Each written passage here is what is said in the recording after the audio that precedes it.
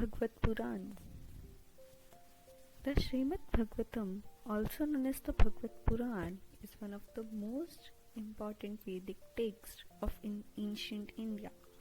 It is one of the 18 important Mahapurans. The origin of Srimad Bhagavatam. One day after sunrise, Vyasadeva sat alone in the peaceful atmosphere of his hermitage, Badakrishma.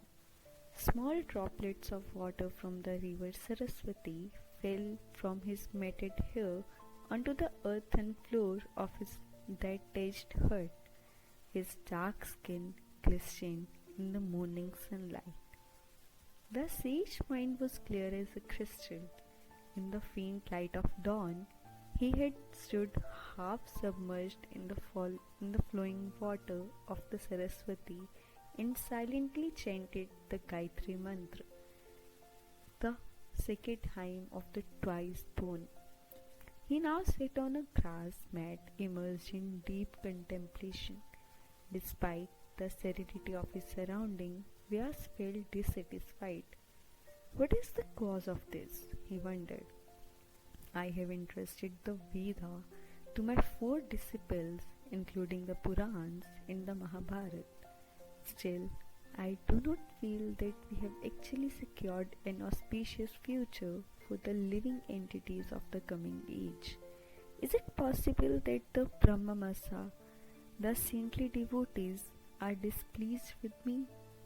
Did I fail to sufficiently glorify the process of Bhakti Yoga, an allied devotional service to the Lord? Did I not adequately narrate the nectarine pastimes of Sri Hari?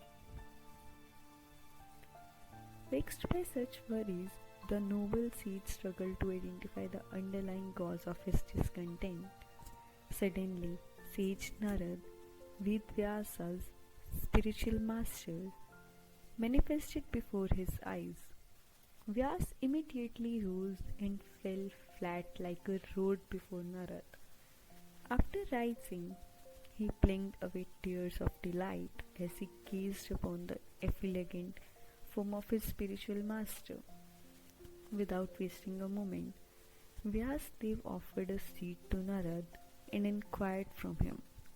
Gurudev, he said, why is my heart not satisfied, even though I have compiled the 4 Vedas for the welfare of all living beings? Smiling, Narad replied, you have indeed broadcast the glories of fruitive work and mental speculations, but you have neglected the very sense of scripture, the sublime quality of Lord Vasudeva. This is the root cause of your malaise. Saying this for the edification of his disciple, Narad proceeded to recount the history of his previous life. In my previous birth, I was born from the womb of a washerman. Once, when I was still a small boy, some sages who were expert in the Ved resided with us and allowed us to serve them during Chaturmasya. Per the direction of scripture, throughout those 4 months, I honored the remains of their food and eagerly listened to the glorification of Lord Hari. After only a short time, as a result of that saintly association, I felt my consciousness become purified. From these great saints, I received attachments unto Lord Narayan, and by their grace, I became fixed into devotion to him. When the rainy season ended, before leaving, the rishis gave me the most confidential Vaishnava initiation and sowed in my heart full of knowledge of the truth of Supreme Personality of Godhead. In course of time, I was separated from my mother. Departing alone, I went foreign lands, passing through cities, towns and villages, mountains, forests and caves. Finally, after a long time had passed, I felt exhausted. Taking bath in a nearby river, I sat beneath a tree with my mind fixed in one pointed attention. I began to meditate upon Lord Narayan.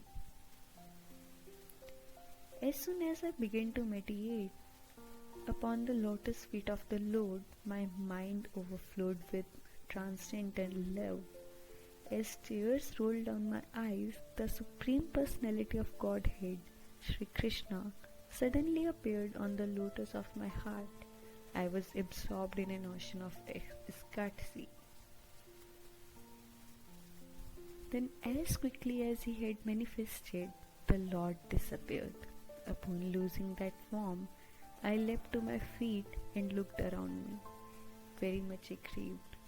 Then, desiring to again perceive that transcendental form, I sat down in desperate concentration. Seeing my attempts in that lonely place, the Lord invisibly and mercifully spoke to me. In this life you will not see me again. I have appeared for a moment just to increase your desire for me. Continue to serve my devotees, and in your next life you will become my associate. Concluding his narration, sage Narad instructed his disciple, henceforth you must especially describe Lord Hari and his supremely sweet pastimes. Only in this way will your heart feel complete and abiding happiness, for true self-satisfaction cannot be attained by any other means. Let this narration of Krishna be known as the Srimad Bhagavatam. It will be the crown jewel of the Vedas and the chief amongst the Purans. Saying this, Narad departed. After again paying respect to his beloved Gurudev, the sage Vyas offered a prayer to the Supreme Lord and entered into the trance. From this meditative trance came what we know today as the Srimad Bhagavatam. 10 subjects of Srimad Bhagavatam. Sarka, the elemental creation. The elemental creation of 16 principles of matter, namely the 5 gross elements, the 5 objects of sense perceptions, the 5 knowledge acquiring senses, in the mind, is known as Sarka. Visarga, the secondary creation. The secondary creation by Brahma carried out through the interaction of 3 modes of nature known as Visagra. Satnam, the planetary systems. The true situation is the realm of Vaikuntha. Poshnam, protection by the Lord. Protection is the causeless mercy of the Lord. Utaya, the creative impetus. The impetus for activity is the desire for fruitive work. Manvantra, the change of Manus. The reign of the Manus are for establishing the eternal religious principles. Ishan Katha, the science of God. The science of God describes the incarnation of the personality of Godhead and his different activities together with the activities of his great devotees. Nirodh, the dissolution. The merging of the living entity along with his conditioned living tendency with the mystic lying down of the Mahavishnu is called the winding up of the cosmic manifestation or Nirodh. Mukti, liberation.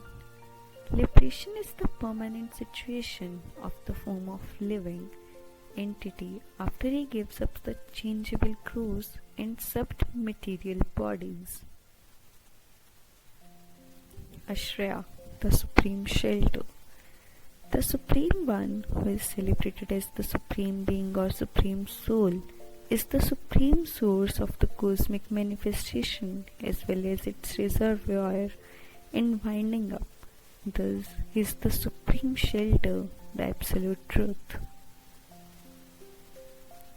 Although there are many Purans, there are 18 primary ones, and among these, the Srimad Bhagavatam or Bhagvat Purana is the most important.